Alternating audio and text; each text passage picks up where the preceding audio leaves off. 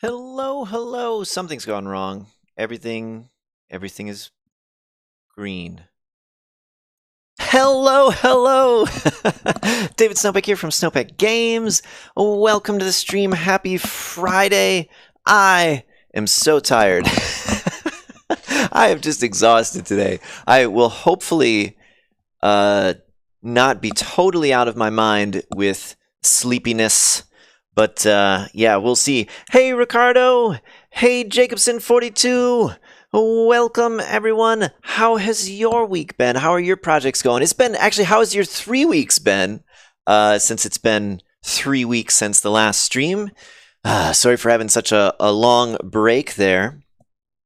Ooh, Jacobson says started using Godot in the classroom too. That sounds awesome. There's a lot of people who seem to be having good success using Godot in an educational setting. I would love to see that continue. It's so weird to me that in an educational setting where like cost is a huge factor, and there is, I think, a strong alignment between open source values and like academic and educational values, that so many educational programs use proprietary software like Unity and such. But yeah, it's really cool to see Godot get used there more. And of course, there's lots of other things that get used in education, like GDevelop that we were talking about earlier. Hey, Remy, welcome to the stream. I missed streaming too. I really did. On this last week in particular, I was like, man, I really want to do some streaming. But as my pal was coming to visit, I had to stock up on provisions and clean the house and a whole bunch of things. And honestly, this is probably the reason why I'm so tired. When my pa came to visit, we stayed up late playing VR pretty much every night that he was here. And I really didn't catch up on sleep that much during the week. So I'm looking forward to this weekend so I can finally get some sleep and really catch up. We were playing Fallout 4 VR. I thought he'd get a kick out of that because of the like 1950s aesthetic that the Fallout games have, and you know, he was born in the 1950s, so he's very familiar with that in real life. And like, you know, he grew up with a lot of the old sci-fi where they thought we were going to have atomic powered cars and all of these things, which in Fallout we do have atomic powered cars, or we did, I guess. You know, you're in the wreckage of a world that had atomic powered cars. And we were playing Population 1, which my older daughter has also managed to like really get into this week. So yeah, it's it's been fun. Anyone else into Population 1 or Fallout 4 VR for that matter? I don't know how many folks here are doing VR stuff, given that our focus has been on GDExtension for so long. Ricardo saying the abstract GDExtension classes BR got merged just before the stream. Yeah, I saw that. Congrats, man. I'm glad to finally have that fixed.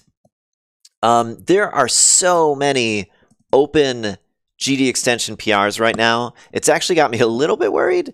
You know, we have approximately 1 month left until feature freeze for Godot 4.2, and there is so much stuff that is still unmerged.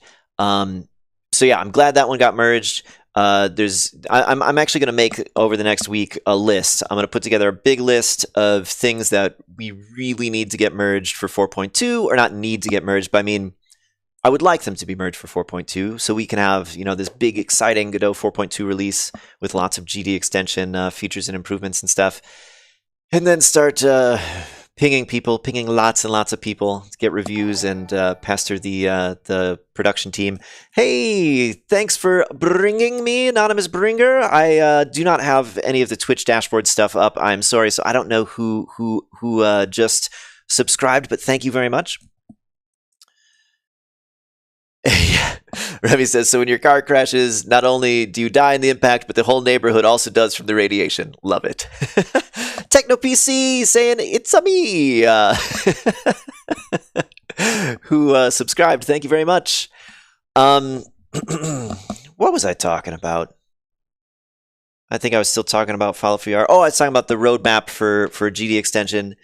Yeah, I have up here the hot reloading PR that we were actually working on the last stream. I really hope we can get this merged for 4.2. It's got a bunch of dependencies. There's this PR from Marcus Sauerman that we really need to get merged, but I think it's on the verge of being ready. I think actually maybe on stream we can review it. I really need to review the latest updates, and if they look good, I'm gonna slap that approve button. That was very YouTube of me, right? I'm smashing the approve button. Why do we have to smash buttons? Why? And just press the button. It's a button. I don't know. But yeah, so the hot reloading PR we were working on last stream, we came to the end of it in the last stream, and it wasn't working. We had written enough code, in fact, at the end of the last stream that it could have worked. It turned out to be a compiler flag that was breaking it for us. We did that final test in like the last 5 minutes. Okay, I hit this. It should work, and it didn't work. The problem was, if anyone is curious, that there is something in like the standard libraries that GCC links with your application that prevents shared objects under Linux from ever getting fully unloaded. There's like this reference count that gets incremented when you open a shared object, and for whatever reason, without this compiler flag, it just gets stuck at 1. It never goes down to 0. And I think, let me see if I can find where I put that. I don't remember, man. Let's just do a diff. Diffs answer all of the questions. No, it wouldn't be here. It would be in Godot CPP.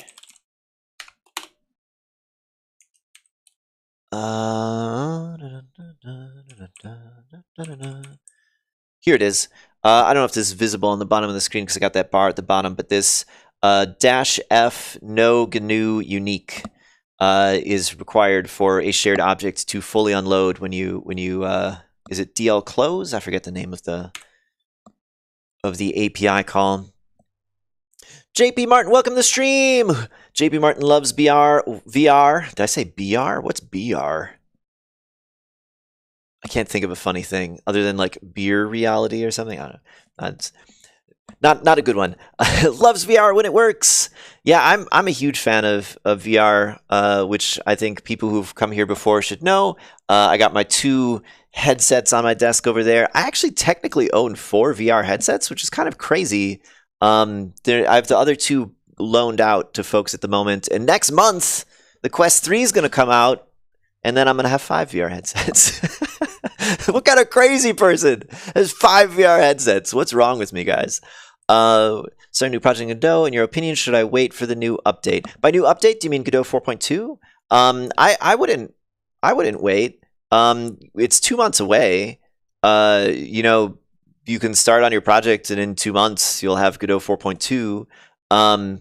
There is definitely a serious question or decision to be made around should you do your project with Godot 3 or Godot 4, and you know, there's a couple of different questions, heuristics that I use for making that decision or making that recommendation personally. Is this a hobby game? You know, if so, I'd probably just do Godot 4. I mean, you know, Godot 4 is going to keep getting better. You're not releasing a production thing, like, that's fine. If your game is a commercial game and it's releasing in, let's say, 9 months or greater, Godot 4 I would also go with, given that just the pace of improvement has been astonishing. A lot of people, I guess myself included, were not super happy with the sort of state of everything in Godot 4.0. I mean, I contributed a lot to Godot 4.0, so I'm not blaming anyone, but it would just made me so nervous. I'm like, oh, we're releasing now, but this is broken and this is broken and this doesn't work. But yeah, with 4.1 and now 4.2, and then in another 4 months, there'll be 4.3. I mean, things are getting just more solid, more mature, more stable at just a super crazy fast rate. So yeah, a Robbie game MMORPG. Yeah, an MMORPG. I mean, even a big studio would probably take like 5, 6, 7 years to make that game. you might as well start with Godot 4. Godot 5 might be out by the time that thing's done. No, I don't know. At this point, there's a couple of use cases where I would still stick with Godot 3, like if you're releasing really soon, if you're doing HTML5, if you're targeting low-end mobile devices, Godot 3 might be a good place to be. With Godot 4, I mean, it's getting more efficient, more optimized. I think we'll do better on lower-end devices as more and more time goes by. And of course, lower-end devices will fall off the face of the earth as more time goes by. But yeah, massively 10 players. I just saw Scott Jacobson just jumped on the Discord. You got to have a special role to appear in the chat, I think, or on the overlay. Say something again, Scott Jacobson. Let's see if it appears on the overlay. Yeah, so what were we talking about? I have the special role thing, by the way, just so that people who are crazy people can't just see the get your messages on the screen on Discord and come over and start saying crazy things. It's a very low bar for me to add that role. What were we talking about? Oh, the hot reloading stuff. So yeah, you guys want to see a tiny demo of that actually working?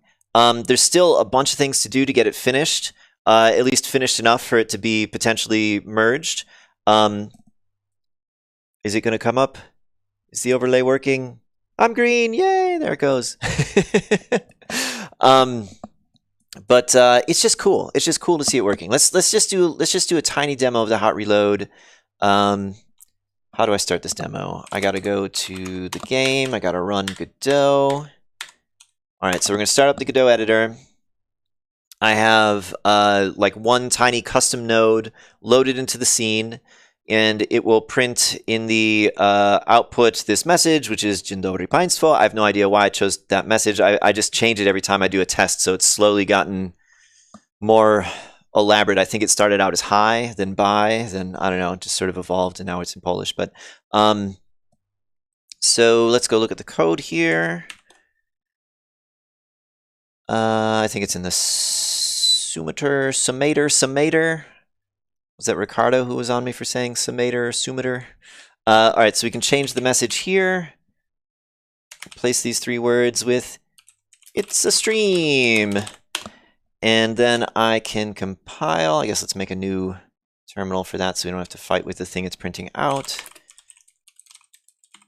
So this should compile very quickly because it won't have to recompile all of Godot CPP. There we go, compiled. I jump over here. And now the message is, it's a stream. It just hot reloaded that GDExtension. Yay. There's some other cool stuff that works as well.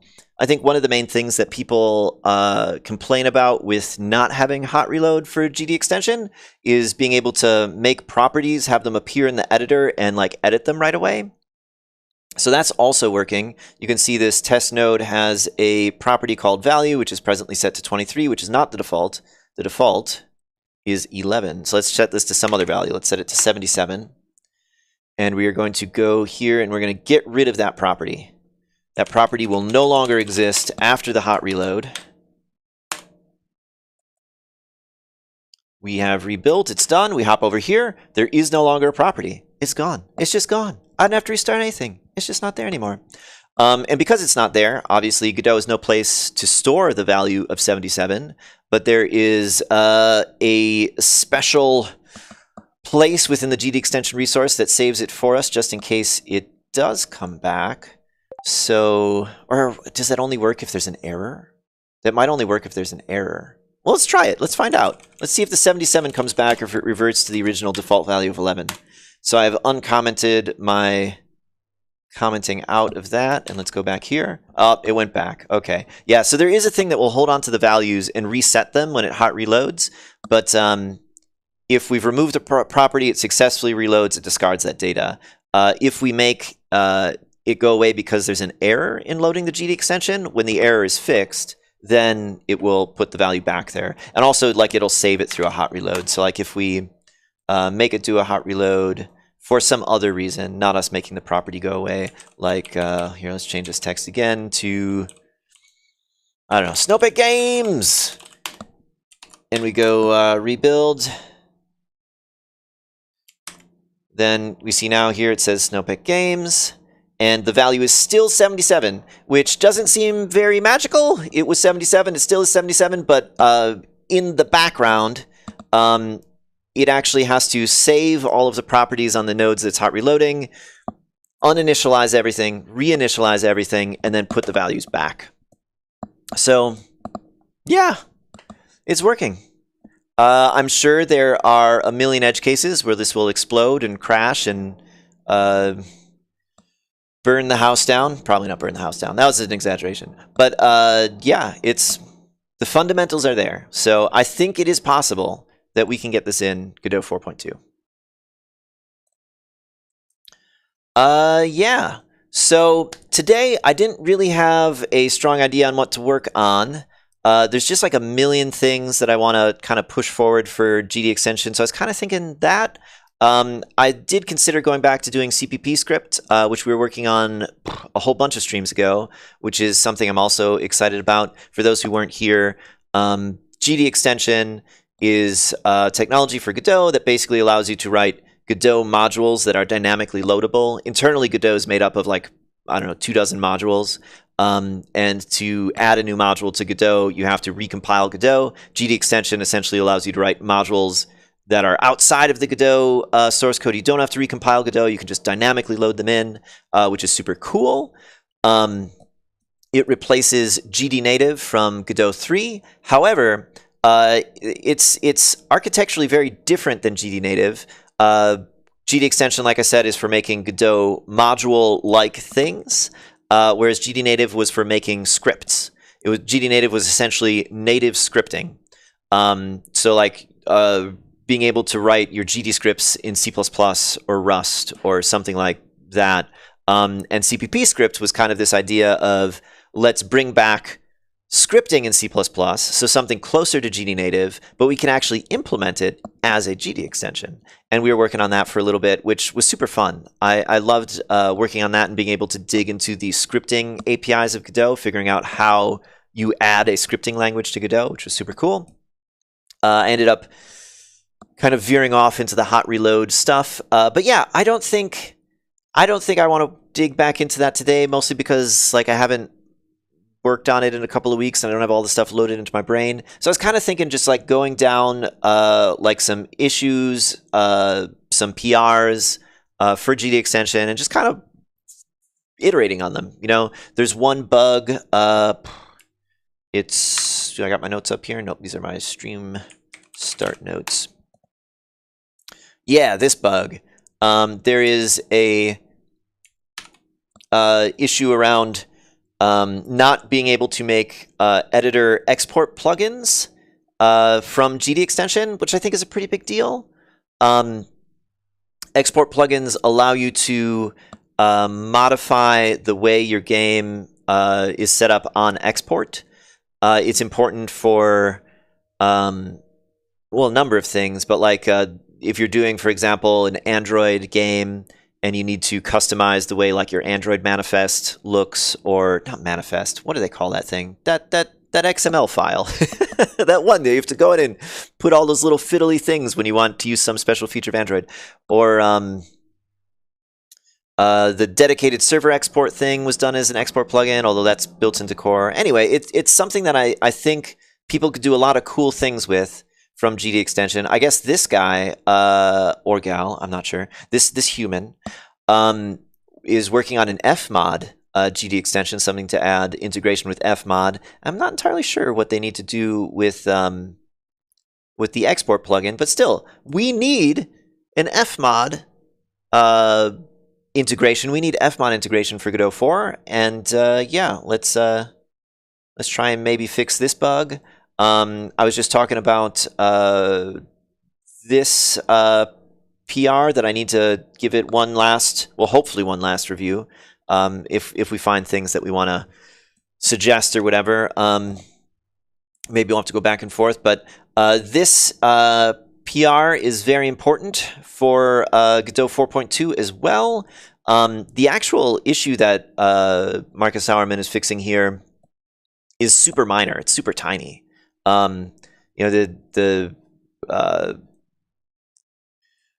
Godot, your nodes receive these like notification messages, which is the underlying mechanism for like ready and process and physics process and that. And there's supposed to be this flag that lets you run these notifications in reverse tree order. Normally they run in tree order. You can have it run in reverse tree order. And this was just like a bug fix to make that also work correctly for GDExtension, GDScript, Mono. But because it had to do something to GDExtension that we haven't had to do before, that affects backwards compatibility, it's turned into this very long, drawn-out, complicated issue, mainly just to hash out this backwards compatibility thing, because we want to make it so that GDExtensions created for an earlier version of Godot will continue to work with later versions of Godot without having to recompile, which I think is very important for the GDExtension ecosystem. This change needed to change a field on one of these structs that makes up the GDExtension interface. So we have this, unfortunately, quite complicated C interface that GDExtensions use to communicate with Godot. And if we add a field to a struct, one of these structs that the GDExtension is going to build and then pass to Godot, we need to be able to do that in a backwards compatible way. And the way that we sort of ended up agreeing on doing that was by making a new struct. So he needed to add a field to this GDExtension class creation info struct. So now we make a new struct called GDExtension class creation info 2, which then is passed to a new function on the GDExtension interface, which is also like, what's the name? Yeah. Class DB register extension class 2. And, there's a bunch of just discussion and figuring out, should we name this like this with these integers? When we add the fields to the struct, should we leave the old fields in place but deprecated?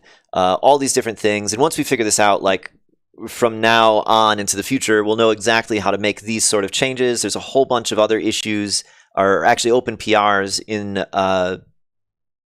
the Godot PR queue that need to do the same thing. So like this one's really important to establish that pattern, and then it will unblock all of those other PRs to, go make their changes in a backwards compatible way, including the hot reloading PR. This PR also needs to change that exact same struct that is being changed here. So once this one gets merged, then I can say, okay, that pattern is established. I can go back to the hot reloading PR and say, I know exactly how to integrate this, and yeah, we can move forward. Add a version variable to the struct. Many serialization libraries ended up using this pattern. Yes, so we discussed this actually a couple of times, but most recently on the GDExtension meeting on Wednesday evening. That would have been a great way to solve this. However, we didn't do that, and now we have to decide how do we move forward, because if we had made it so that every struct started with had the first field always be like a version, probably it would be an integer, so we would just increment it as we extended the struct. If we had made it so the first property on every struct was a version number, then when it gets passed to Godot, Godot could say, okay, what's the version number? All right, I know what to cast this struct to, so I know what its memory layout is, and then use it. That would have been fabulous. We wouldn't have had to, well, we still would have had to make up new structs, but we wouldn't have had to make up the new functions. Because for source compatibility, we still need to have the old structs with the old name continue to mean the same thing. But yeah, we could have done it that way. But at this point, to do that, we would have to basically have one pass where we go through and say, okay, we're going to take all of the structs and all of the functions and make a number 2 version of them that injects this version property. And then after we do that, then going forward, sure, we could use the version property.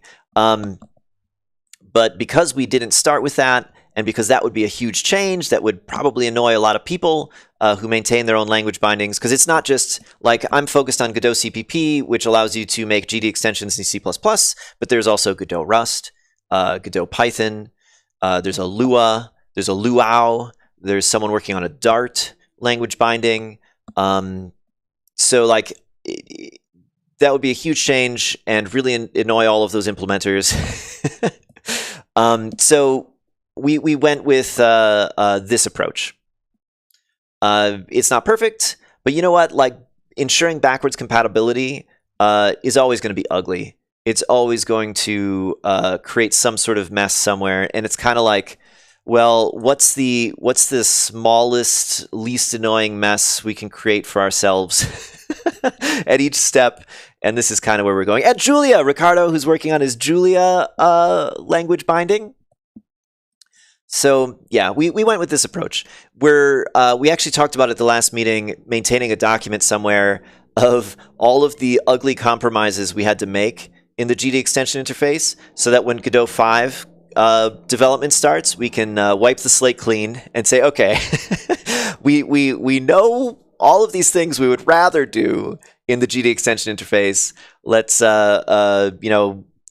get rid of all this deprecated stuff, rework it to make it be easier for the next time around, and then we could maybe have a cleaner time in Godot 5. But I think at this point, what the ecosystem needs more than anything is a sense of stability, that people can depend on GDExtension. In Godot 4.1, we had to totally break binary compatibility to fix a big bug, which we talked about, and I think we even worked on stream for a little while. I don't ever want to do that again, because it makes the community look at GDExtension and say, I can't trust that. I can't invest in it, because they're just going to break everything again.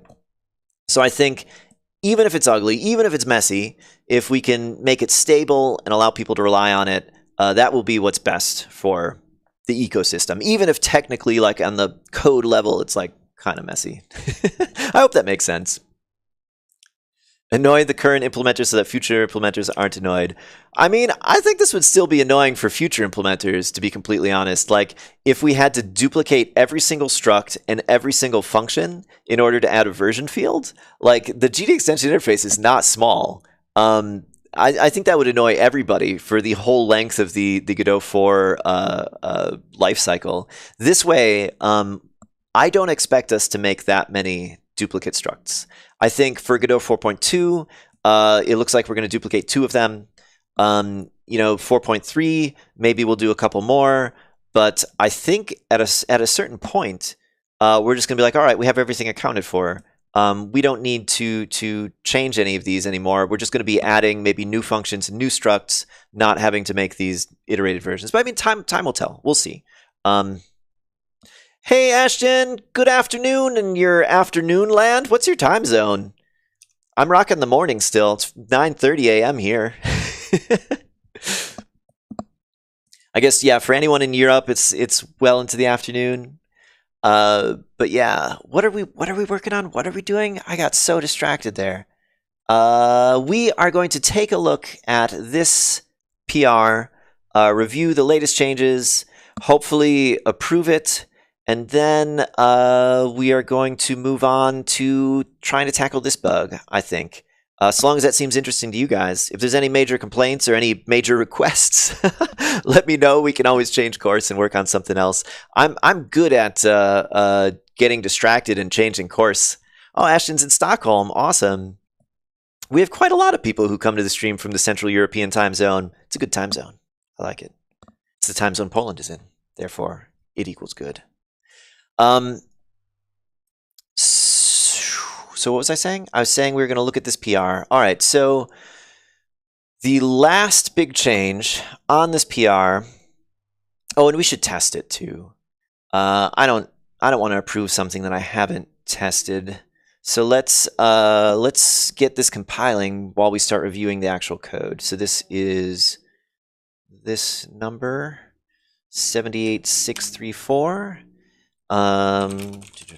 Check out master fetch upstream. I'm pretty sure I've already checked this out before, so let's just delete that old branch. Yep, say branch dash D PR that number. Are you sure you want to delete it? I am sure. All right, and then let's do git checkout PR. Bam. Okay, so this should be his latest. I frequently screw this up, so I'm just going to look for something in the code that will help me recognize that it's the latest, so we don't have to do this twice. He had something called like legacy funcs in this one. Yeah, so deprecated funcs info. Let's just see if that's in the code, and if so, we know we have the latest one. Deprecated funcs info. All right, let's start this compiling. And let's get the Godot CPP code. Oops. Let's get the Godot CPP code going as well. What did I do? I'm looking at one screen and accidentally typing into a different screen. Let's get this up, and we need to find the PR for Godot CPP as well. I think it's linked from the top here. Yes. This one, 1151, which I'm pretty sure I've also checked out before, so let's just make sure we delete it first. Yep. Branch-D PR 1151, git fetch upstream, git checkout PR 1151. All right, and we will start building the tests for this. Okay. Stockholm is a huge game dev industry, and there's a bunch of hobbyists in Germany, Austria. Awesome. Yeah, I wish I was in one of those like game dev hubs. That would be so cool. The biggest like game dev hub in my area is in Madison, Wisconsin. There's one of the offices of what's the name of the company that makes PUBG? They're probably the biggest one down there. And then there's a whole bunch of indie game devs. I think like the IGDA is based out of Madison as well. Like there's a conference that happens every year, a game dev conference. It's always in Madison. It's happening in November again. I'll be going again. I keep debating whether I should do some sort of Godot themed presentation there, but I'm always just feeling like too tired and burnt out to suggest something. I think I still could sneak something in. I think the talk, the presentation submission deadline is September 1st. So maybe I'll get a last minute wind and decide that I want to try and put that together. I used to be a hobbyist in Germany, and now I'm a hobbyist in France. Oh, Ricardo, you moved over to France? I had not heard. What prompted your move across that particular border? Thankful to be in Stockholm. It's so easy to find new work without having to relocate when I lost my job last year. I'm glad you're able to find a new gig and keep living your living. That's awesome. So we're waiting for this to build. It built super fast. All right, so we're ready to test as soon as we finish taking a look at this. All right, so the most recent change was something in response to a decision at Wednesday's GDExtension meeting. There were 2 points of view. It turned out I was the only person with the secondary point of view of whether or not we should leave deprecated fields on the structs. My viewpoint was like, it doesn't really matter. Like, who cares about a couple deprecated fields? Like, it makes the code shorter. Let's just leave a deprecated field. Who cares? Everyone else disagreed with me. So the decision was made that we're going to get rid of the deprecated fields. So that was the latest set of changes here. I briefly looked at the PR, but it doesn't make a lot of sense in context. I mean, I guess I see what he's going for, but I need to see the whole thing in the editor, in VS Code, to kind of really evaluate it. So that's what I'm going to do. Let's hop over here. I think we're mainly looking at GDExtension CPP and GDExtension interface CPP. And I guess, yeah, let me take a look at the interface.h also just to get an idea, because the whole removing the deprecated fields thing was to make the GDExtension interface that different implementers have to work with slightly simpler by removing that deprecated field. So let me just kind of take a look at what that looks like in context. So yeah, here we've got the create and create to. Oh, come on, jump up here. This is what I wanted. All right, so the notification field is now switched to notification 2, and if I go to the one right above it, which is the deprecated one, it just has notification 1 in the same place. I mean, that's about as clean as you can get as far as a change. And we also did it to the other struct class creation info. So we'll take a look at that one. Same deal. This one just has the new field and not the old field. Yeah, so that seems good. Moved for a job. Ricardo, are you working in the games industry, or are you doing game dev on the side and working in some other tech field, I would guess? It sounded like, Ashton, you are working in the games industry. Are you at liberty to say where your who your employer is? I'm just curious. You guys don't have to tell me anything. I'm just a random dude on a stream. All right, let's get to GDExtension interface CPP. Okay, so this would be the old deprecated function, and it's working pretty much like it was before. So the deprecated function is creating a copy of the new struct, which copies everything in except for the notification field. Then it is constructing the script instance, because that's what this function is for. It's script instance create for if you're creating your own scripting language, or not necessarily creating your own scripting language. You could just be integrating a new scripting language into Godot. So then we're doing the normal stuff. Native info. Okay, and then he has this deprecated extension info on the script instance, which takes the old function pointer. Let me go look at this struct.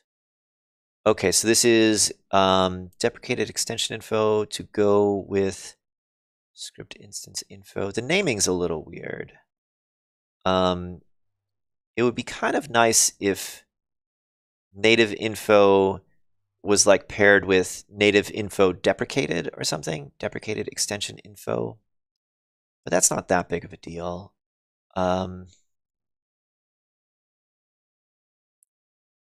Deprecated extension info. I mean, it is extension info, it is deprecated. That works. It'd just be kind of nice to have the parity between the two variables there. Let's see what personal info I'm learning here. Game dev on the side, starting a math postdoc on September 1st. Oh, cool. That sounds awesome. I imagine too having such a good math background would help with physics. And do you do any rendering stuff, Ricardo? Like, I would imagine math would really help in rendering. Math is like not my strongest area, so I keep pining for like a high school math textbook to just like periodically brush up on some things. But Ashton says, yeah, I moved to Stockholm from Australia to lead design for Star Stable's ambitious new MMO project, which then turned out to be too ambitious and got canceled. So now I'm design lead game director for a live ops game called Generation Zero over at Avalanche Studios. Cool. That sounds awesome. Are you from Australia then? Is that your native land? Australia, by the way, is the worst time zone to coordinate meetings around. I work with Bastiano Lee on XR stuff and GDExtension stuff, and he's in Australia, and yeah, it's tricky. Although I guess it's only tricky because like the sort of different centers of gravity of the Godot community. If we had a much stronger Asian community, I think it would be less awkward because we just have more people in that time zone to make scheduling easier and more natural for everyone. There seems to be a really strong like European center of gravity for Godot. There's a maybe smaller South American one, and then an even smaller North American Godot group. Oh, cool, from Adelaide. I have no idea what the Stuart Highway is. I am so unversed in Australian stuff. My wife has an uncle who lives in Australia and has lived in Australia for like, I don't know, a long time, like 40 or 50 years. But yeah, I have no real connections there. It's the highway that runs up and down through the center of the country. The real outback. Cool. Yeah, I'd love to learn more about Australia. All right, so yeah, other than the naming thing being a little weird here, I think this is great. This is a great way of doing this without having to duplicate too much data. I think that was a good call. What I recommended to Marcus was actually making a whole new separate struct that contained both fields. But in his message here, he says, I did deviate from the suggestion in my implementation in order to reduce code duplication. I think it looks great. Looks great. Let's keep looking, though. That was just the script instance. There's the two structs being changed. Let's take a look at the other struct, which needs to take us into GDExtension, extension interface, CPP, and this would be GDExtension CPP, because the GDExtension resource provides the backing functions for all of the class registration things. So, register extension class. This is again the deprecated one. It's passing null pointer for the notification to field because it doesn't have it. Deprecated funcs info. Where does this actually get put? Where is this stored? Register extension class. Internal. Okay, so this looks like the old function looked before the PR. It's getting past this deprecated funcs info.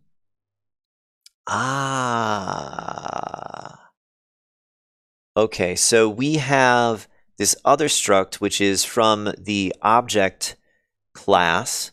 This is like a internal struct for its use, object GDExtension, which is going to contain both fields, both notification and notification2. And the deprecated funcs is just a way to pass this data here. I'm not crazy about the name. Or is this the only struct we receive? Okay, so register extension class receives the creation info struct. Do these ones? Yeah, we receive a method info struct here. We receive property info struct on this one. Yeah, I think I would prefer if this had a name that was specific to the struct that these deprecated fields are on. Because what if we need to add a field to like GDExtension property info? We're going to need a new deprecated funcs info struct to pass that data. We don't want to just put all the deprecated funcs across all of these structs onto a single one here.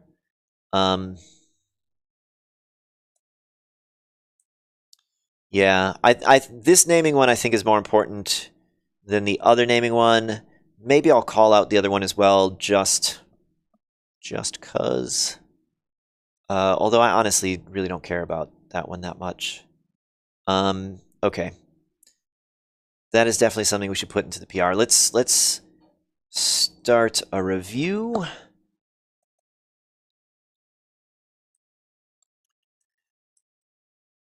Hey, Alex Ocean, welcome to the stream. Says, thank you for the resources you create. I really appreciate your rollback netcode series. I'm trying to plug in a Rust library to get deterministic 3D physics in my game. Is it the Rapier 3D physics engine? A whole bunch of people have talked about using that with my rollback netcode add-on, but I don't know that anyone's actually tried it. So if you're actually trying it, I would love to hear about that. You should come hang out on the Discord. The link is this-ish way. and share what you're doing. There's probably the biggest group of people on my Discord is people who are doing rollback netcode stuff.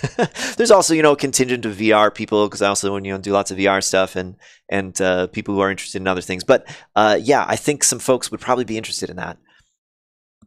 Ricardo hasn't done much rendering, but math definitely helps when working on physics and Godot. Ashton says, I worked on a bunch remotely from Australia with teams from Europe or West Coast US, but never both and never East Coast US, because that's the least lineup space. Yeah, it's with Godot being just a global thing. I mean, like I said, there's definitely the majority, the biggest group of people, I don't know if it's a majority, but the biggest group of people in the Godot community is in Europe. But yeah, there's a small community in Asia and Australia, a small community in North America, a medium-sized community in South America, and we all sometimes got to get on a call together. How to do that, how to make that happen. All right, so let's find where this struct is declared, which I guess would be in GDExtension.h. Some good, sleepy, creative writing on stream. Let's see how I do. I think this struct name is a little too generic. Since it's paired with the let's say GDExtension class creation info struct, maybe it could be called something like class creation deprecated class creation. What would be a good name? Naming is hard. Class creation info deprecated. Deprecated info. If when we add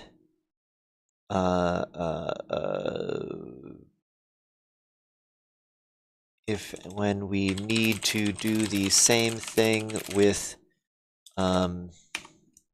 GDExtension class method info, or GDExtension, was it property info? Property info. We may need to make another struct to carry their deprecated fields. I wrote since it's paired with the GDExtension class creation info struct, maybe it's called something like class creation deprecated info. If when we need to do the same thing with blah blah blah blah blah, we may need to make another struct to carry their deprecated fields, and can then name it, and then can name them something like class method deprecated info, or property deprecated info, etc. Okay, that sounds like a good comment, at least so far. I will come back and proofread this later, because of my very tired brain. What have I been missing down here? Rollback stuff is all in 3 though, right? Have you ported that to 4? So the physics, SG Physics 2D, which was a module in Godot 3, I did port to Godot 4 as a GD extension. That is out. It is released in the world. But yeah, the actual rollback netcode library I have not yet ported to 4. 2 other people have though. There's 2 other Git repos out there of people who ported it to 4 themselves. They both said they didn't port any of the editor extension stuff, which I think is critical for at least once you get deep into development to debug some of those tricky to debug issues. But yeah, I'm gonna do it so soon. I don't think it'd even take me that long. It's probably like a 2-week project. GDExtension has been sucking up all my free time. GDExtension and Population 1. But yeah, soon, very, very soon, it's going to be ported to 4. At least by me. You can go out and use the ports that other people have done right now. Someone's been working on integrating Rapier in Godot 4. Ooh. I want to see this video. I want to watch this little video here. Let me... Oh, I think I maybe even have seen this already. Look at all those physics objects. Yeah, that's awesome. I'm really excited for the possibility of lots and lots of physics engines via GDExtension in Godot 4. Another thing that is one of the primary complaints about Godot 4 and the reason people may hang back and stick with Godot 3 is just the 3D physics in Godot 4 has a number of bugs, and there isn't like a maintainer, really. There's like a community of folks working on physics and fixing bugs and doing lots of great stuff, but at least as far as I know, there isn't like a maintainer leading that effort, and so it's been slow going. Does that still accurately represent the situation, Ricardo? I guess I don't stay on top of the physics stuff as much as you do. But yeah, I would love for Godot physics in 3D to improve, because I think even if we have like 5 GD extensions that integrate 5 different physics engines, it'd be really nice to have a simple Godot native one that just worked. Like, even if it isn't great, if it just like worked. But I guess, I don't know, Juan's really big on the idea of switching to Jolt as the one in Godot core eventually. Probably at least a year from that happening. I think the GDExtension version of the Jolt integration with Godot probably needs to mature for a while before it will be considered for inclusion. This is mesmerizing. This is like a lava lamp. I could just keep watching this. All right. What was I doing? I was writing a review here. So the other name, that was over in script language extension, I think. Yeah. So deprecated extension info. Yeah.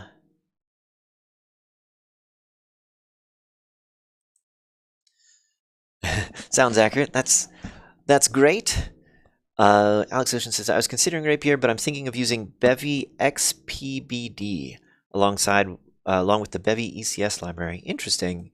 So I don't know much about Bevy other than that its community is growing very quickly and it's gaining a lot of popularity.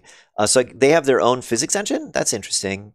So using Bevy ECS together with Godot, that's really interesting. I don't know if the project you're working on is going to be closed or open, but I would love to see the code for a project that did that. There was a, I think it's only Godot 3. I don't know if it's come to Godot 4, but there was a project to make Godot do ECS that was really, really interesting. Hey, Flame Lizard, welcome to the stream. How's it going? Patrick, have you had a chance to review Fredia's PR adding GDExtension support to Android plugins? I spent a whole ton of time on that earlier in the week, and I think it's looking great. I can't really review the Android stuff quite as well as I could review the GDExtension stuff, and I didn't beyond compiling Fredia's sample, I didn't actually test it, but like looking at the code in his sample, he's got integrating the JVM side with the GDExtension side and calling across between them with JNI. Like I think it's everything that you need to do your AR core stuff. Geez, what was I talking about? I don't even remember. I'm gonna write a comment on this PR. What I need is like an instant playback, like a button I can hit and see like what was the last 20 seconds of something of what I was saying before I got totally distracted. Oh yeah, I forgot you were at Gamescom. It's weird being on the outside. you know, I remember at GDC and at the Godot sprint in Barcelona, or not Barcelona, sorry, Valencia, being on the inside and other people complaining about being on the outside. Now I'm on the outside, and everyone's at Gamescom. All right. So.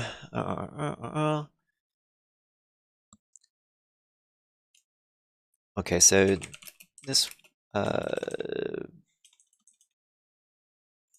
naming here is probably fine, but it would be nice to have a little symmetry between the variable names for native info and deprecated extension info. Maybe renaming deprecated extension info to deprecated native info. That would maybe make it a little more clear that it contains extra fields that would have been on native info.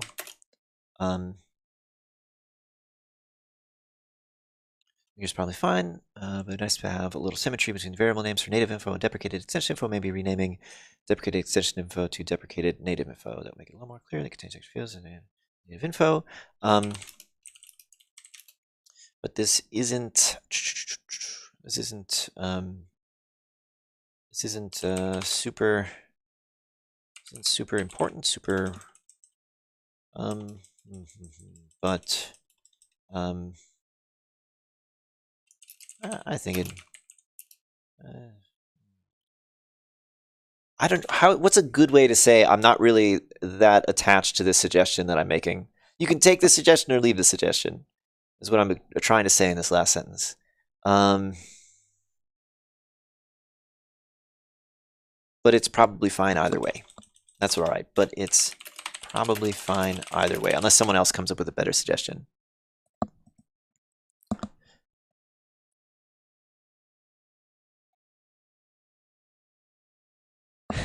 Yeah, like that's the best part about going to Godot events, being able to talk with Godot people in person, meet them, see their human faces. It's actually like after I meet someone in real life and then read their like issue comments and stuff, I can then like hear it in their voice, and like I don't know, I feel like I have a much better understanding of kind of their tone and the way what they're trying to express. Hopefully we could meet in November. Yeah, man. Okay, so I really want to go to GodotCon. And if I go to GodotCon, I'd really like to present something. I presented at GodotCon 2020 because that was a remote one. And, you know, I presented from this very room. But I don't think I can go unless W4 sponsors me to go. And I've dropped a little question here and there, like, "Hey, W4 guys, what are we doing for GodotCon?" To try and get like an answer, like, "Hey, are you guys gonna pay for me to go to GodotCon? Because that's the only way I'm gonna be able to go." So we'll see. I really would love to go there, and it would be super great to meet. I don't mind the details of this. Yeah, that would also be an interesting way to say it. I'm gonna stick with it's probably fine either way. Does that sound good? Maybe it's probably fine. Was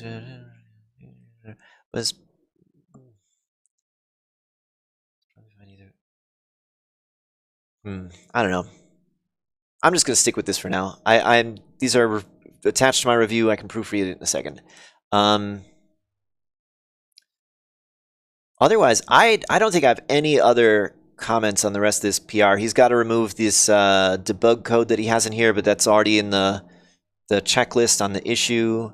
He's got some unit tests in here, which is also great. Yeah, okay. So I want to compliment him on going this other way to save some code duplication. So let me just find that comment so I can copy this.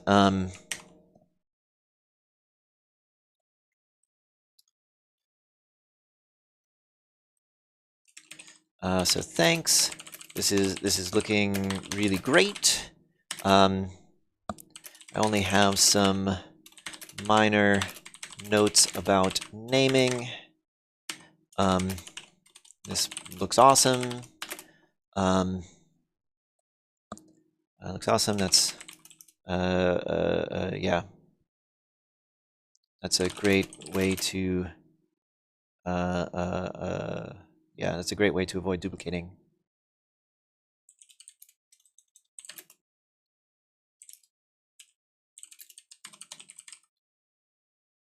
Duplicating code, and we want to test it. It'd be awesome if you could do a talk about GDExtension RXR. Yeah, I have a whole bunch of ideas for things I could talk about. I don't know what the deadline is for submitting talks, but man, I hope I find out whether or not I'll be able to go before the deadline for talks runs out. But yeah. You know, like, so, yeah, it's hard always to find, like, where the right separation is between W4 and the Godot community at large. Particularly, like, they keep sponsoring so much stuff, and I'm worried, like, at some point, they're going to be like, you know, we got to slow down how much stuff we're sponsoring and how much stuff we're paying for. And so I also don't want to, like, totally push it either. Like the amount of money that W4 invested in GDC and the sprint in Valencia, and I'm sure in Gamescom, like, is a lot of money. And you know, W4 has got to also make products and like hire people and do all sorts of things. I don't know. I'm hopefully they'll be sending some folks to GodotCon that includes me, but if it doesn't, I won't hold it against anybody. uh, I'm just lucky to have been involved in those other two events, and I will be double extra lucky if I can be involved in this third one. All right, so we wanted to test it, so I want to test it before I send this comment, because I would like to be able to say that I tested it. I'm pretty sure at some point. Well, first things first, we can run the automated tests, which I'm pretty sure will pass. So to do that, I need to say Godot goes here. No, PRJ default Godot 4.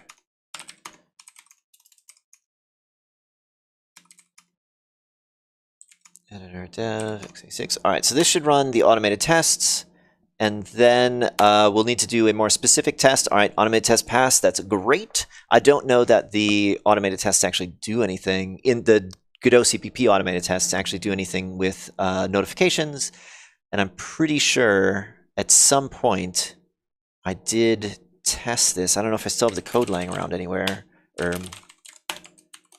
sometimes I make like branches that are named like the PR dash something. All right, we might just have to test this ourselves really quick, which should be easy. Let's go to our summator. Or no, it's not summator. In this context, it would be example. All right, we're going to do a test in a moment. I need to run to the bathroom. I'm sorry. I'll be right back in like a minute.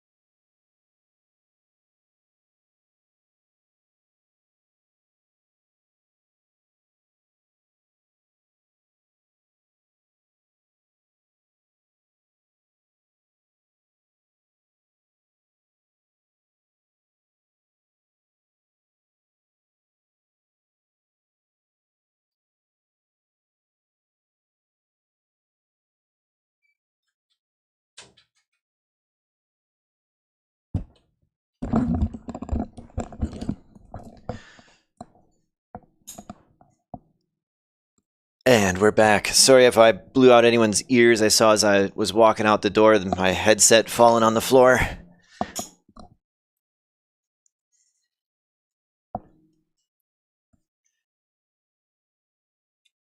Hypnotic and still say no if it isn't possible if you come. Yeah, I mean, I worry if I submit stuff and then can't come, I will have taken up slots for other people who could have had something in. I mean, maybe I will. Does anyone know what the deadline is for GodotCon submissions? Might be on the website.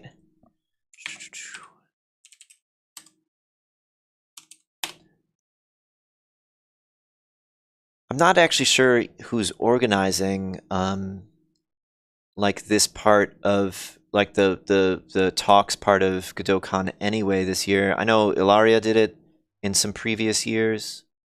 What am I looking for? Wasn't there like an events section somewhere? Here we go. Call for participations. I don't know who that is. Julian Murgia? Julian, possibly? Oh, there's a slight error here. Here's a few examples from last year's online GodotCon event.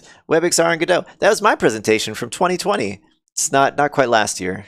A copy and paste problem, but it's still, I guess, a good list of examples. Call for volunteers.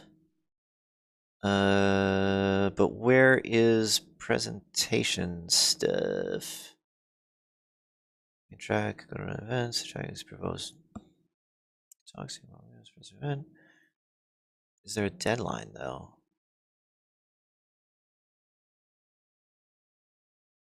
Oh wait, has there really not been a conference since 2020? That's interesting. I guess then that is last year's.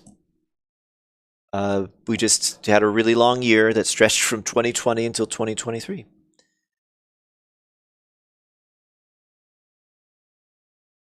Does not appear to give a deadline, or I'm just an idiot and I keep missing it. Well, anyway.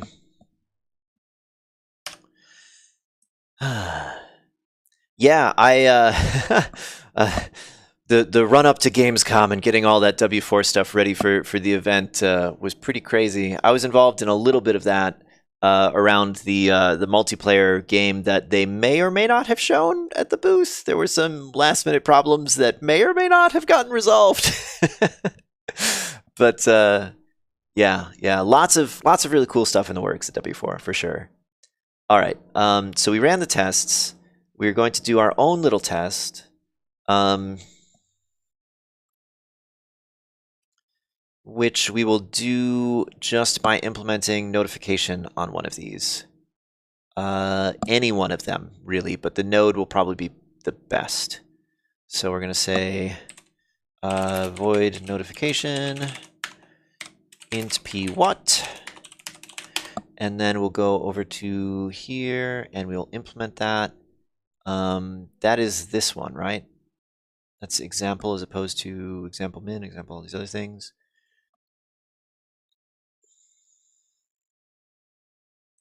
There's a link to submission platform which has a deadline at September 15th. How did I not see that? This is my sleepy brain. My broken sleepy brain. All right, I'm gonna go back and look at this again, and then I'm gonna like copy the link into my notes or something. So events, call for participations. I'm gonna say submission link. There's a link to submission platform. Where's the submission platform? Oh, dedicated platform. Dedicated platform. All right. Yeah. So Adam Scott has made a proposal for a GDExtension related presentation, and I will not spoil it because it's going to be amazing. I really hope he gets to give his presentation. It's got a twist. There's a twist. And I won't spoil it for anyone because you want to be hit with this twist without any don't watch the trailers is what I'm saying. Let's talk. 21 days left. All right. Once everyone gets back from Gamescom, I'm gonna be dropping some more hints here and there all over the W4 Rocket Chat. Like, so what's the plan for GodotCon? What are we doing for GodotCon?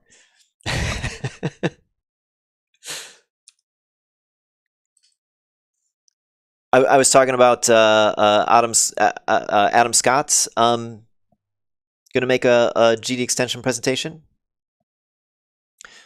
They showed the multiplayer game, tried it even on the Switch. Cool.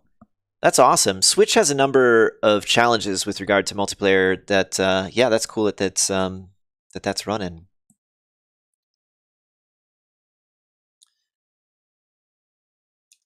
So, I was going to implement notification and just print out some junk. And we can basically say, if it prints out the junk, we are working.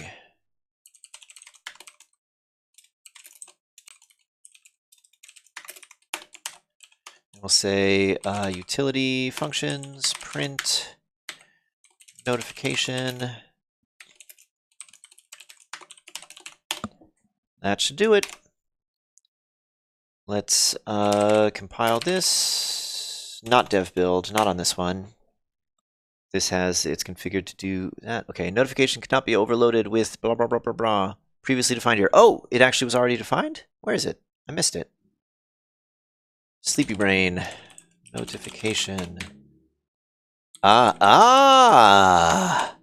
we go. It's all ready for us and everything. Let's get rid of this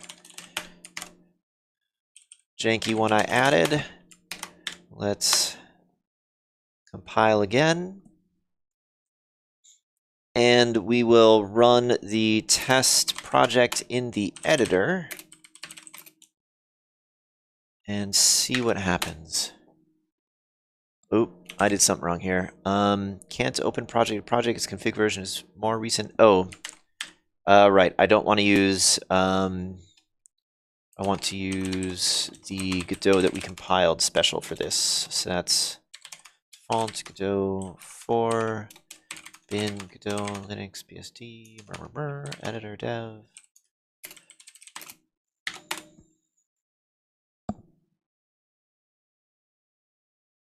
And we should get a bunch of notification stuff printed out. It might already be printing here, in fact. Notification 1, we're getting it. Look at all those notifications. Cool.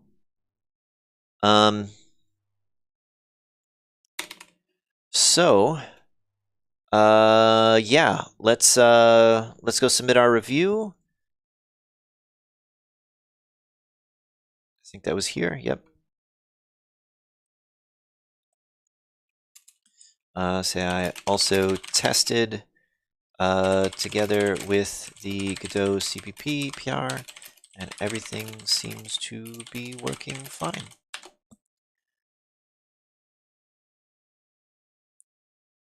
This is looking really great. I only have some minor notes about naming. I also tested together with Go CPP PR. Lots of P's. Everything seems to be working fine.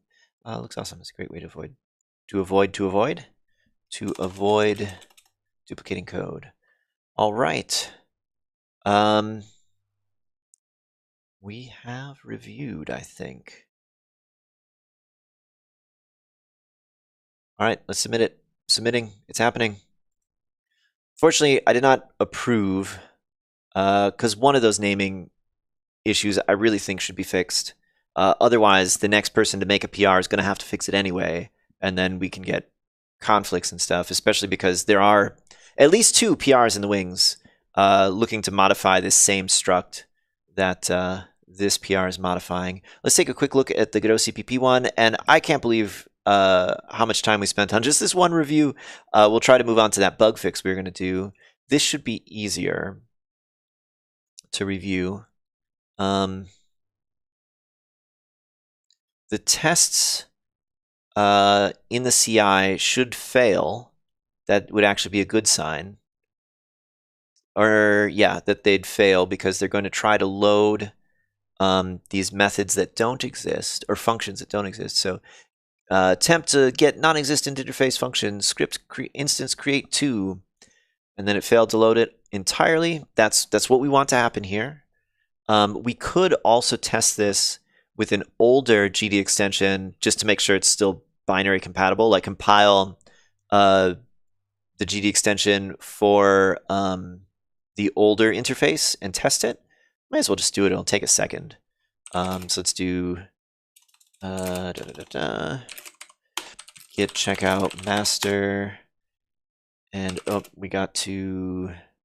Well, no, let's leave those changes if it managed to leave it in there. Yep, okay. And then we just need to do scans it. And this will build against the old interface. If the tests still pass, if our little dumb printing out the notification still passes, then we know binary compatibility is set. And this is the CPP one? Nope, this is the Godot one. Too many tabs. Let's close some tabs so I can get myself organized here. All right, this is the CPP one. Godot CPP. And let's just review this code real quick. It should be like the simplest code ever. So all these changes to the interface.h, that's just copied from the Godot issue. Wrapped adds this p reversed because we're now registering that callback with Godot. Yep, we're passing it in here. Notification 2, class 2. Yep, create instance 2. And this is actually changing things a little bit. In the past, I had recommended to other people who are doing changes here to leave the old interface function there just in case someone had like custom code that was using it, which they really shouldn't, because this is actually put into a namespace named internal, a C++ namespace named internal, but just in case. But now on this issue, we went through a bunch of iterations and decided that deprecated functions can be removed from the Godot side by compiling with a special option which adds a define. And if we leave using the old one here and someone compiled with that flag, it would actually fail to load. So this is right. This is the good new way forward. I'll have to dig up where we did it the other way in those other places and fix that later. It's certainly not a problem for this issue. Yeah, I think we can approve this one. What did I say last? Or maybe let's not approve it till the tests pass.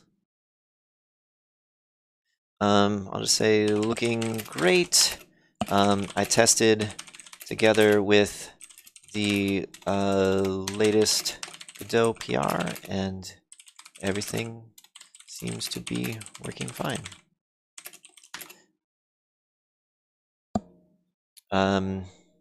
Yeah, I'd be happy to approve this after the Godot change is merged and tests are passing here. They pass locally and CI is passing here, and CI is passing here. The tests pass locally. The automated tests. I manually tested. I want to make it clear what testing I did. This looks great. I manually tested together with everything seems to be working fine. I'd be happy to approve this after the Godot change is merged and CI is passing here. The automated tests pass locally for me. Beautiful. So yeah, I could approve it because I don't think he has to change the code at all in this, honestly. But to keep things clear, I mean, the tests aren't passing, so I'll approve it once the tests are passing. Clay tried it first and it didn't work, and Fabio tried it and it worked. I have lost the context of what we are talking about. Oh, you're talking about the multiplayer game, the Planet Crashers demo at Gamescom. I got it. Honestly, saying to avoid twice right before saying duplicating is perfect. I duplicated my note about avoiding duplication. All right. Cool. All right, let's fix a bug, guys. Let's change gears. So This is going to take a little bit of thinking. The issue is the editor export plugin was written specifically thinking that only scripts will implement it, whereas we want to also allow GDExtensions to implement it. And so we need to look at this class over in the Godot repo. I'm going to pull in the latest master and make a new branch. It's going to be GDExtension. What's the exact name of this class? Editor export plugin. Editor export plugin. And we need to go check it out. Editor exports plugin. All right. Hang on. It doesn't. It's doing GD virtual here. I may need to inspect this issue a little more to see exactly what's happening.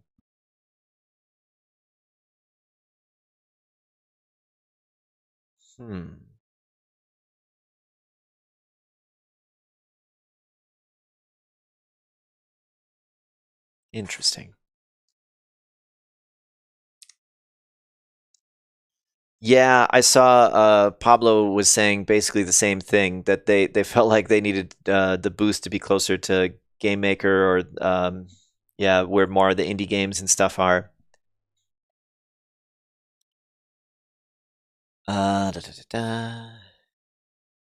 Okay, so what is going on here? Why doesn't this work? Implementing export file, export begin, and export end in a GDExtension export plugin does nothing. In the engine, we have this code. Export platform, export notifier, export notifier.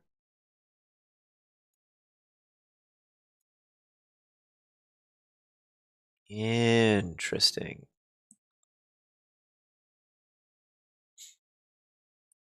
So it's calling this export begin script. All right, what is this export notifier class? What does that do? That was in export platform something or other. Editor export, or not plugin platform. Export platform.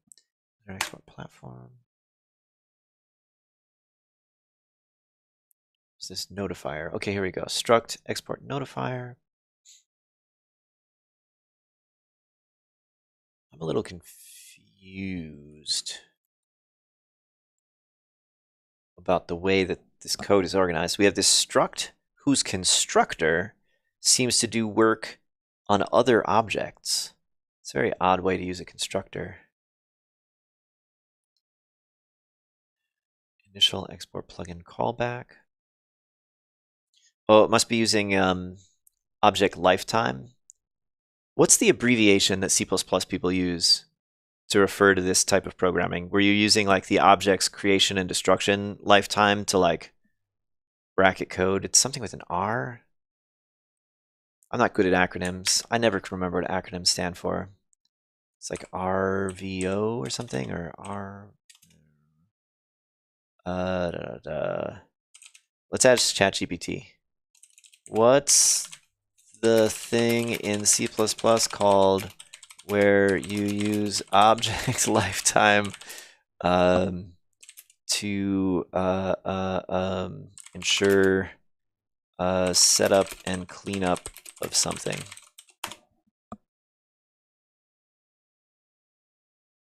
Resource RAII. I knew there was an R involved. RAII. All right, that's enough. Haha, Remy got it. Remy got it slightly before ChatGPT. You have beat the AIs. All right. So this is doing some kind of thing like that.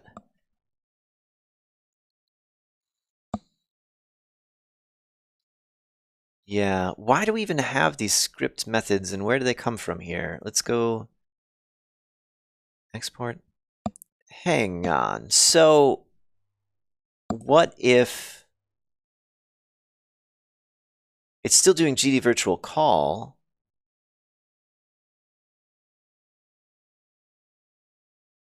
Do we get a return value from GD virtual call? I think we might. That might tell us whether it called or not. That might be the change we need to make.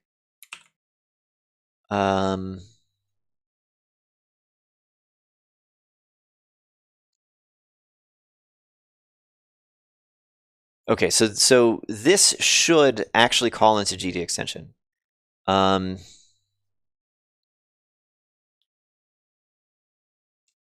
what we really want to say is try to call the script or the GDExtension, and if that doesn't work, call the normal thing. Right? Does that make sense? Let me look at this code again. All right, so we're looping over the export plugins. We say, is script instance? If so, we do this, which is actually kind of what we need to do anyway. I wonder if script begin shouldn't do this work as like the default implementation. So here we go. Yeah, so the default implementation is empty.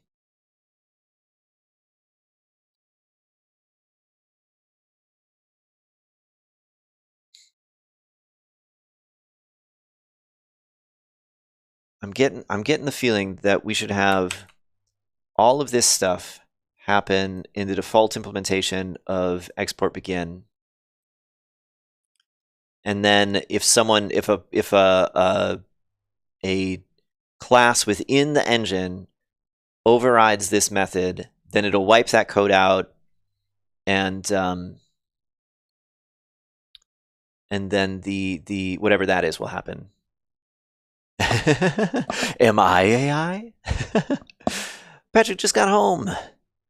Yeah, great chatting, and yeah, talk to you soon, I hope. All right. I'm sorry for my brain operating in slow motion today. Let's dig in here. I think I actually got to get myself oriented here again. Okay, so export begin script. Is this a public function? It might be out of necessity. Let's look for these underscore script functions. Yeah, or private. It's private. So eliminating them should be even less of a big deal. Let me just try doing the change I was talking about. So we're going to copy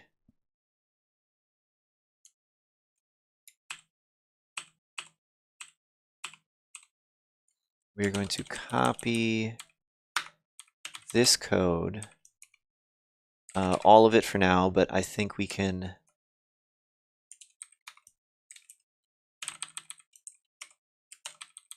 change this to, instead of calling this function, we'll just get rid of this function. We'll copy its code.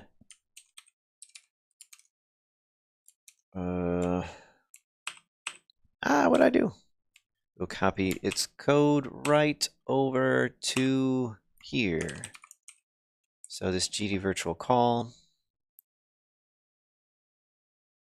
And we just need to change some names. This will be features, PSA, debug, path, flags. Oop.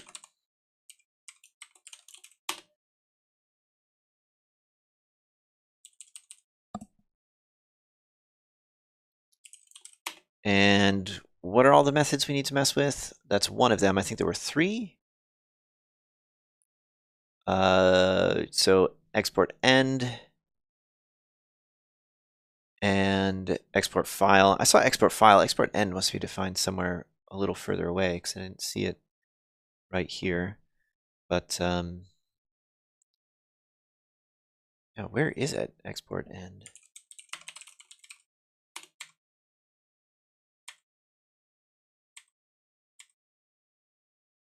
Is it pure virtual? Like, why isn't it defined anywhere?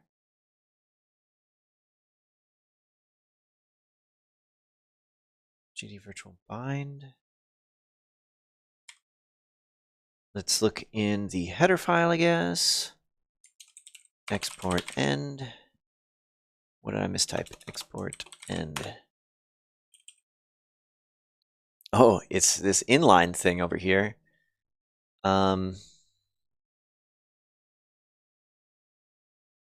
That's interesting. We may need a little bit more finesse for this one, because we're going to need, I think we're going to need all these things to happen no matter what. But then we might additionally need extra things to happen.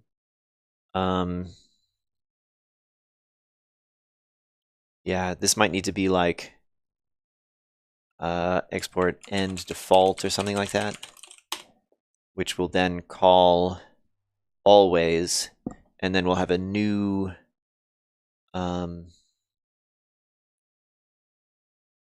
virtual function that we can do, or we'll put it below here, export end. And then this will be the thing that calls the GD virtual call. Is this making sense to folks who may still be watching what I'm doing here? I feel like I maybe didn't explain all that much what we're trying to accomplish. If it's confusing, just let me know, and I'll try to clarify, maybe with a picture. Pictures are always helpful. Okay, so then this GD virtual call is going to end up with, say, export end.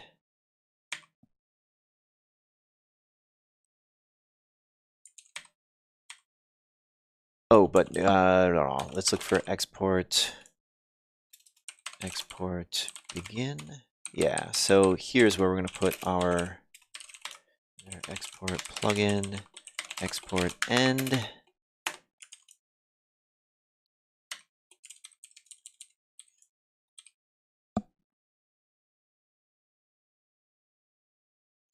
And then what calls export end? Still at notifier. Search for export end again. Export end script. Something's got to call it. What was that, notifier in a different file? Yes, it was in this file. Okay, so here, oop, pressing the wrong button. Here we want to say we're going to first call export plugins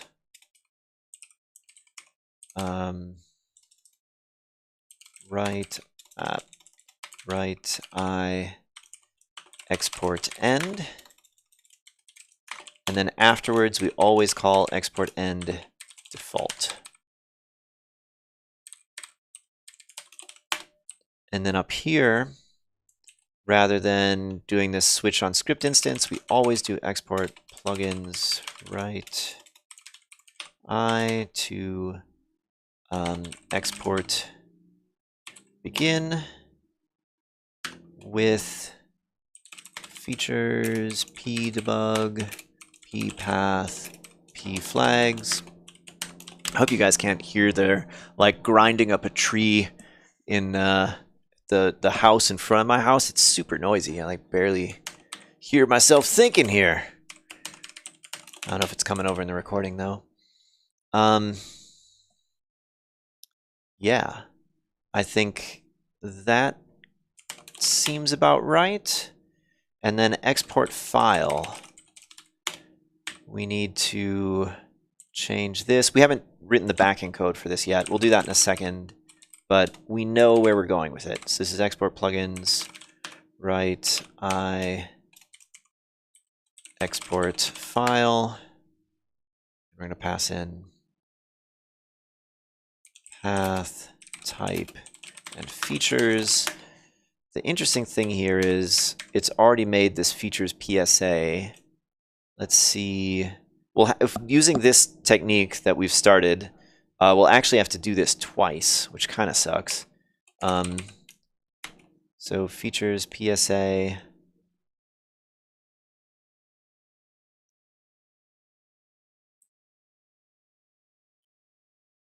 Yeah, so here it converts this this hash set into a packed string array. That's what the PSA part is for, packed string array. And then it uses that to pass to all these different other functions. Do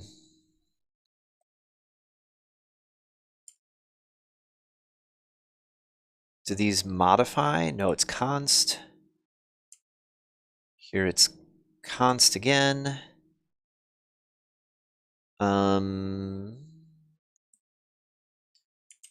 So if we remade it, other than the performance issue of remaking it, it should be fine, because it shouldn't have changed. It should be const.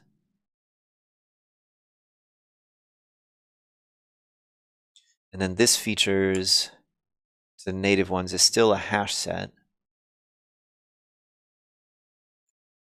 Yeah, I think for the simplicity of the overall design, remaking a packed string array that we've already made isn't that big of a deal.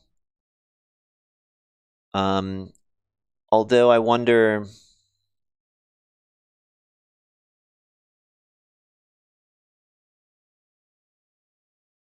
is there a way to avoid that? We could check if it's overridden. That is a little weird still, though, because let's say it is overridden. I guess we call the equivalent of this one. If it's not overridden, we call this one.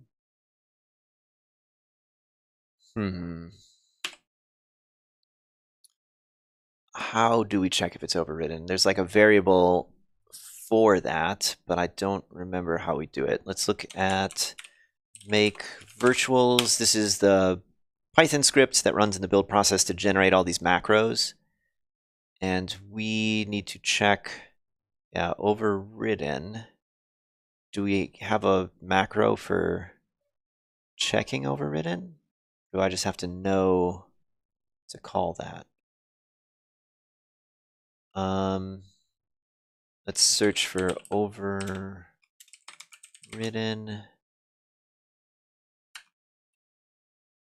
And for everything that isn't in this file, this is the one it generates, object H. Yes, GDVirtual is overridden. That's what we need to know. We need to say GDVirtual is overridden. And if so, so maybe another way to fix this actually would be, rather than checking for script instance, yeah, we could make a smaller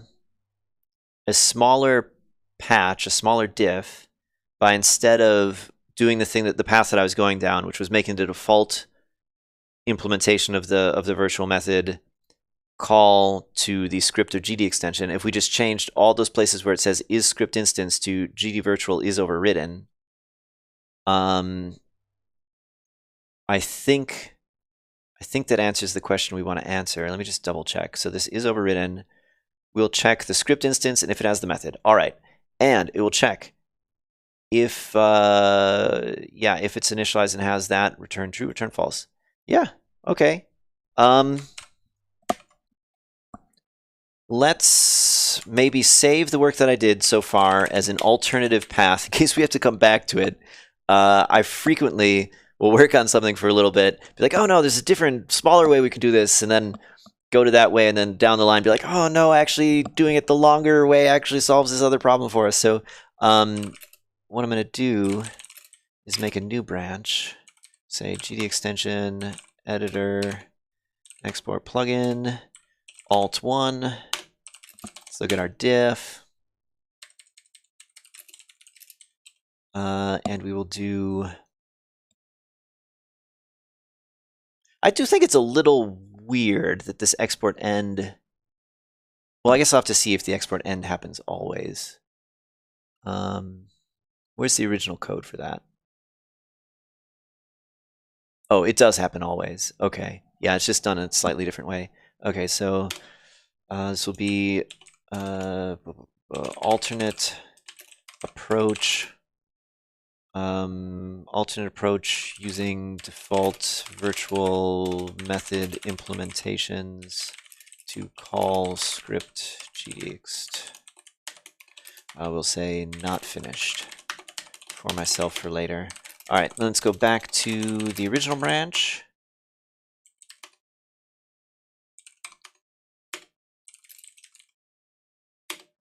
And yeah, let's approach this again. So that was the editor export platform CPP. And we were working in this notifier thing, app notifier. This is my same code. I forgot to save at some point. Okay, let's switch back to that branch we were just on. Go here, press save. Why did it not save? Overwrite, do it, okay.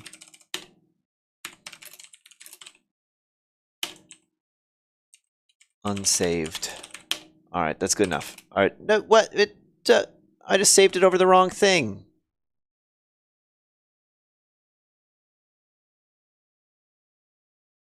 Oh my god.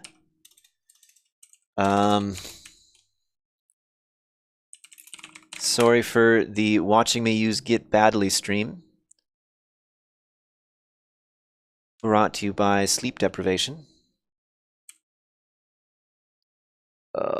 So what am I gonna do here? So find name, editor, export, platform, CPP. I'm going to copy this file. And I'm going to do that. I'll copy it to a new file. We're going to check out. Well, first we are going to reset hard this branch to the commit before head. Then we are going to check out our alt branch. Oh, right, because we don't want -b. That's where I screwed it up. I reused a command from the command line history that had -b, and I didn't pay enough attention that the command failed. I was still on the old branch. All right, so now that we've done that, we can do this copy again and copy this new file over the original file. In fact, we'll move so we don't have to delete it again afterwards. And see what those differences are. Oh, a line. There was a line difference. Okay, whatever, it doesn't matter. We'll commit this as unsaved as I had intended. And now let's switch back to our GDExtension. Editor, export, plugin. And now we're going to approach this in the new way. So we're going to change this to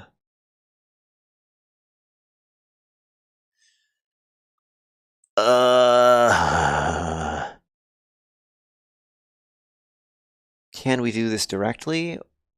Okay, so the thing that has now thrown me off a little bit is we are going to be checking this from outside of this class. The macro we were looking at before works great. Where is that? That was an object H. Works great inside of the, oh, here we go, pointer. There's the macro we need. Okay, cool. So this one is the version of the macro we can use from outside of the class itself, because we are in this notifier class. So we should be able to say something like, oop, I copied the whole define. And we're looking at export plugins I, and it's the name of the function is export begin.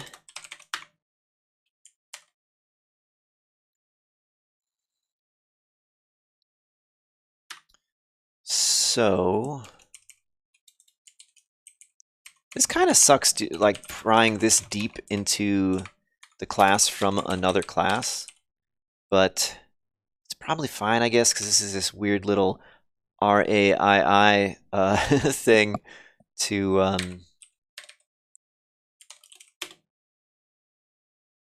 do this start end. But yeah, this should work, I think. We're gonna need to test this before we can really call this ready, but we can copy the same thing down here, except now we're checking export end. And then let's find where it's export file. Here, this one.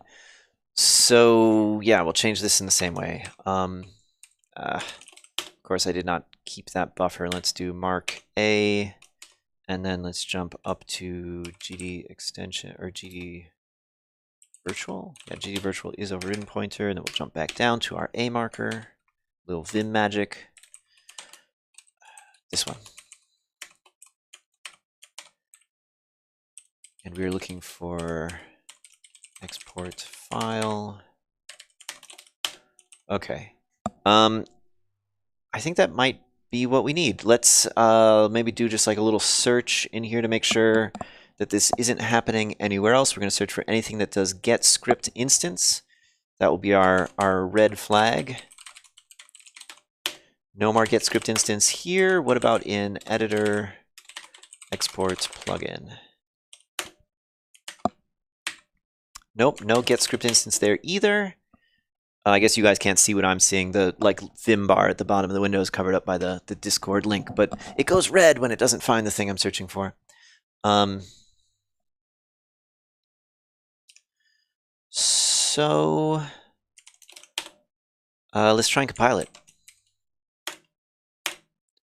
If it builds, that will be a good start. Did the person on the issue leave a reproduction project? They did not. Steps to reproduce. Create a GDExtension export plugin and add it using an editor plugin. That's like not a trivial number of steps, unfortunately. But I think we can start at draft PR, and just so that if someone else encounters this problem, they don't start duplicating our work, or if someone encounters this problem, they could test our work conceivably, since we have not tested it. Maybe Alessandro here could give it a test. That would be awesome. But yeah, if this compiles, I think we're down to just 12 minutes left on the stream. I think we can make a draft PR. I don't know that in 12 minutes we could make a whole own test case.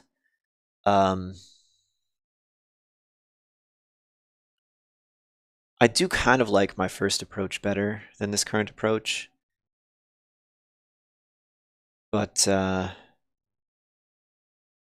it does create that problem that we encountered when we got to the export file virtual method, where we would have to duplicate creating this packed string array, which isn't the worst thing in the world.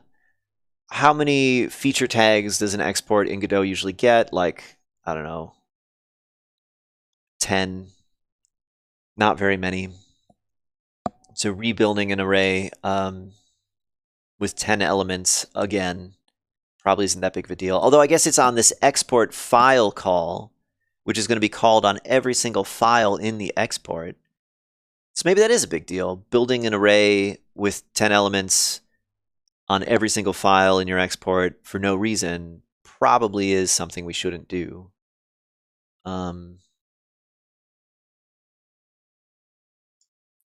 So maybe this is the right way. Maybe this is the right way.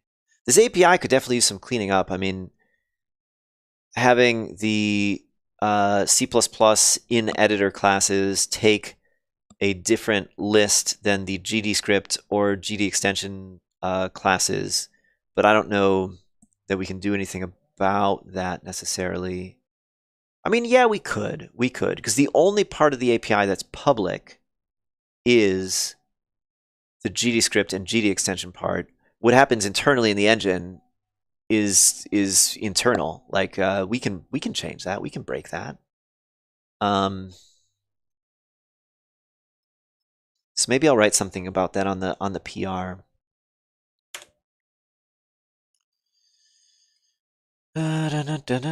So it built. I didn't pay enough attention when I dismissed the message. Let's, I guess, just look at the timestamp on the binary and then run it, make sure it doesn't explode. That'll be the first step.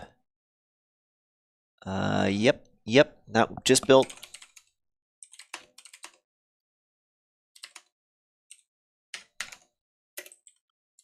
Let's run the editor on some project. I guess we'll pick one when it opens. Spaceship Crew. Let's do it. Yeah, it's in Git. It'll be fine.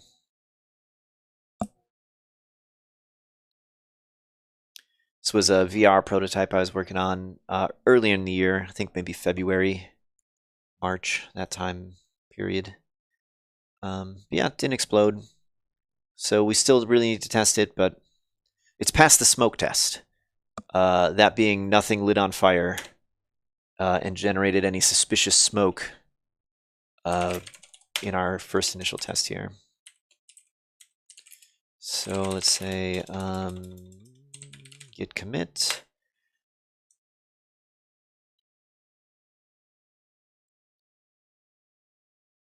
I'm a little confused.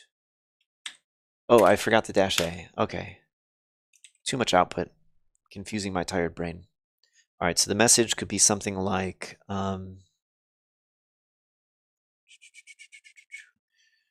fix overriding export begin, export file, and export end from GDExtension.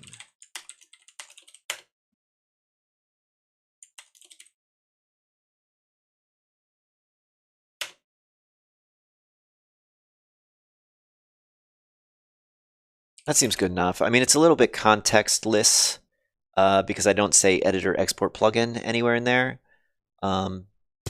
But we'll see if the production team asks for any changes to the commit message. Origin, GDExtension, editor export plugin.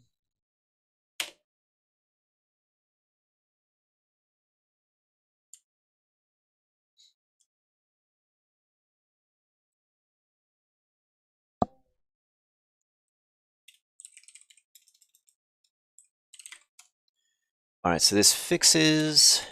Oh, and it's a draft, so I should put that in the title because we haven't tested it. Fixes this one.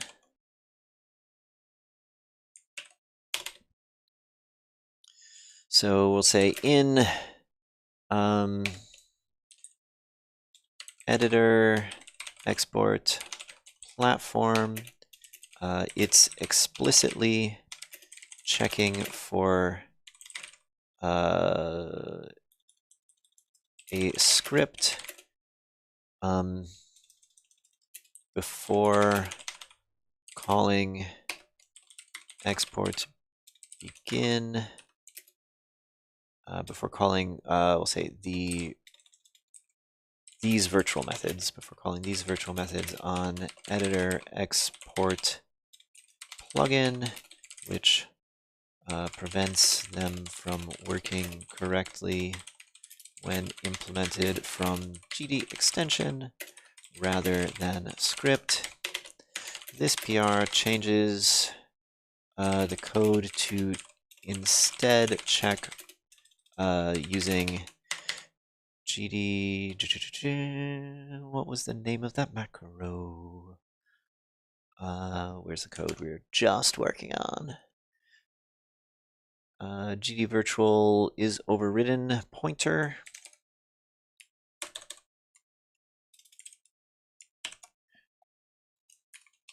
which will check for both script or GDExtension implementations. Another way this could have been implemented, another possibly better way this could have been implemented is by making the default implementations of the virtual export, begin, etc. functions do GD virtual call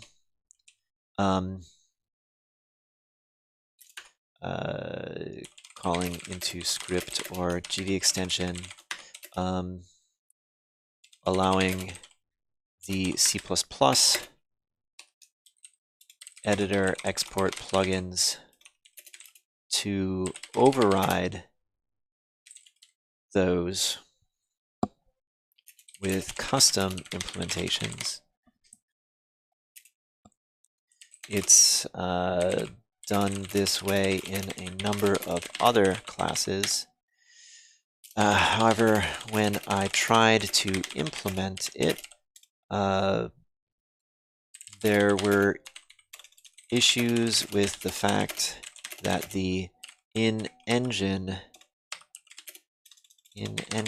classes take hash set string p features,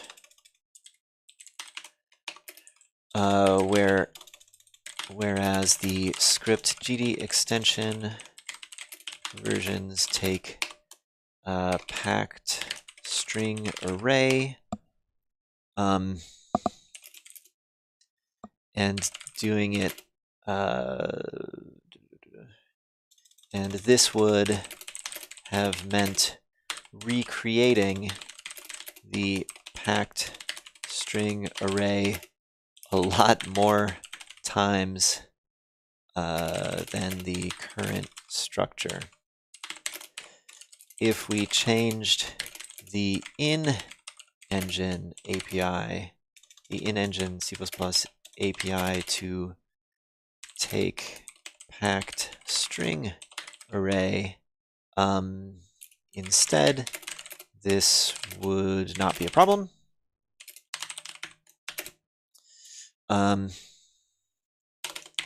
But for now, I've gone with the simpler approach.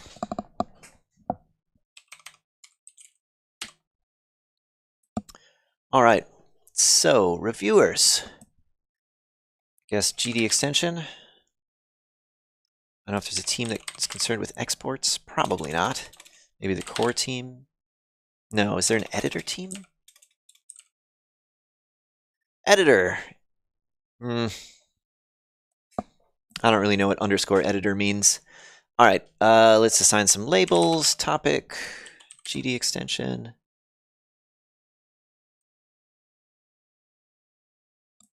Bug. Milestone. Say 4.x. Oh, I need to say why it's marked as a draft. Note, currently marked as a draft because I haven't actually tested it yet. The issue doesn't have an MRP, and there's a bunch of setup to test. I will do it as soon as I can. All right.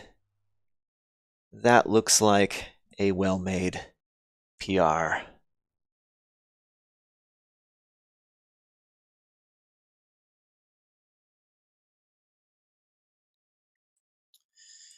Sweet. I'm going to copy this into my notes, and then, guys, this is a stream. This is the end of a stream here. Thanks, everyone, for coming. I had a great time. It's always fun chatting with you all. And yeah, I hope you all have a great weekend. And I will see you on the Discord or the next stream or the GitHub issues or wherever else. Thanks, everyone. Take care. Bye-bye.